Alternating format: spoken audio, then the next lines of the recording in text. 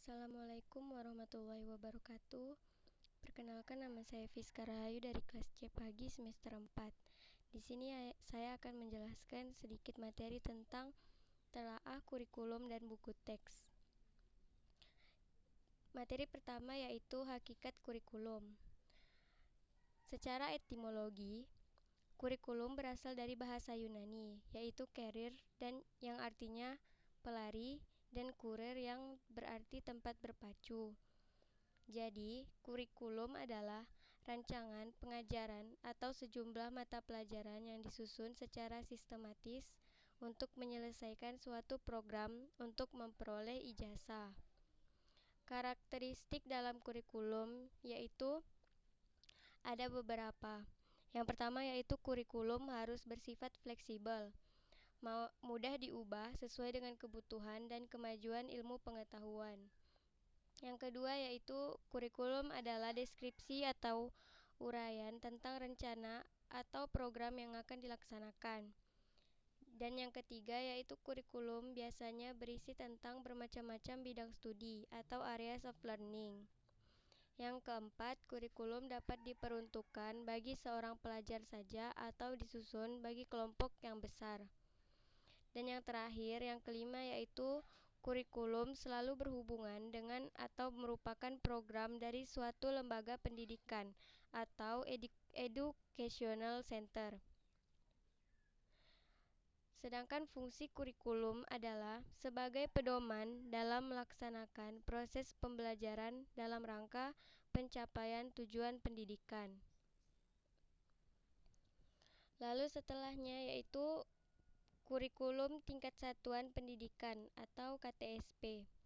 KTSP adalah kurikulum operasional yang disusun dan dilaksanakan oleh masing-masing satuan pendidikan dengan mengacu kepada standar kompetensi lulusan dan standar isi, serta berpedoman pada panduan yang disusun oleh BSNP.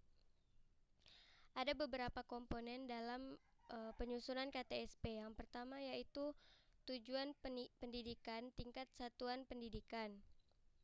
Yang kedua, struktur dan muatan kurikulum yang berisi mata pelajaran, muatan lokal, pengembangan diri, pengaturan bahan pelajaran, kriteria ketuntasan belajar, ketentuan mengenai kenaikan kelas dan kelulusan, pendidikan kecakapan hidup, pendidikan berbasis lokal dan global.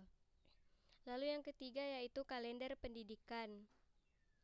Dan yang terakhir yang keempat yaitu lampiran-lampiran yang berisi yaitu program tahunan, program semester, silabus, RPP, SK, KD, mulok, program pengembangan diri, dan perangkat lainnya, misalnya pemetaan KD atau indikator.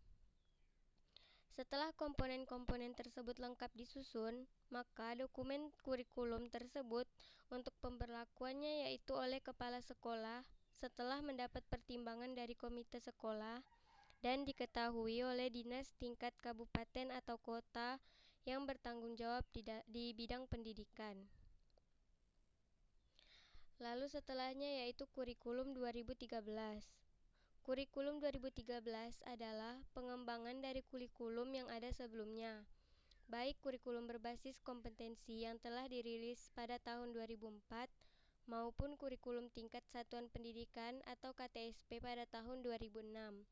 Tujuan dan fungsi kurikulum 2013. Fungsi kurikulum 2013 ialah mengembangkan kemampuan dan membentuk watak serta peradaban bangsa yang bermartabat dalam mencerdaskan kehidupan bangsa. Sedangkan tujuan kurikulum 2013 yaitu yang pertama meningkatkan mutu pendidikan, yang kedua membentuk dan meningkatkan sumber daya manusia yang produktif, kreatif, dan inovatif.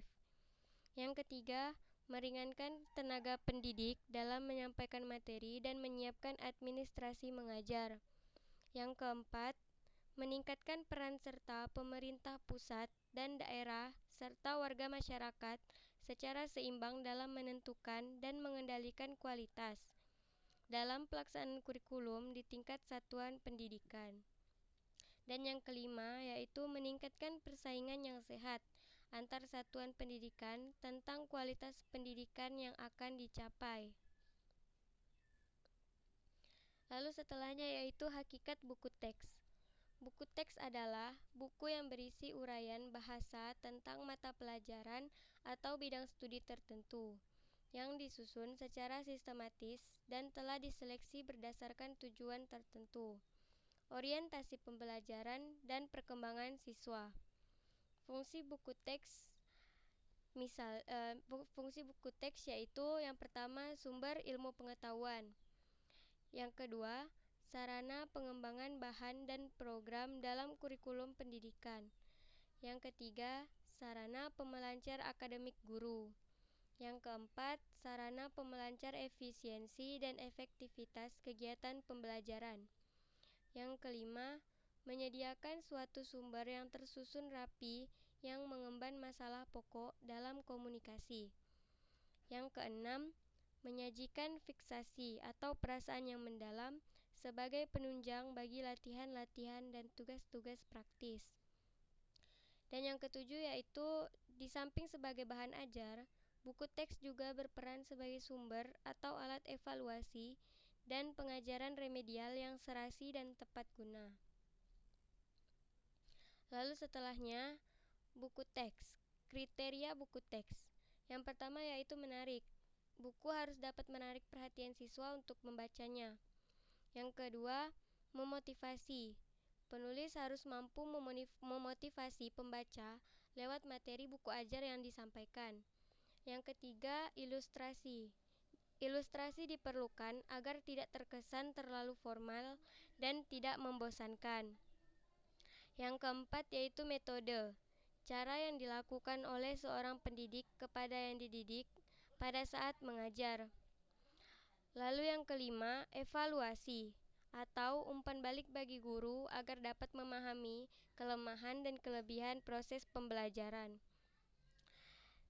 Yang terakhir, bahasa.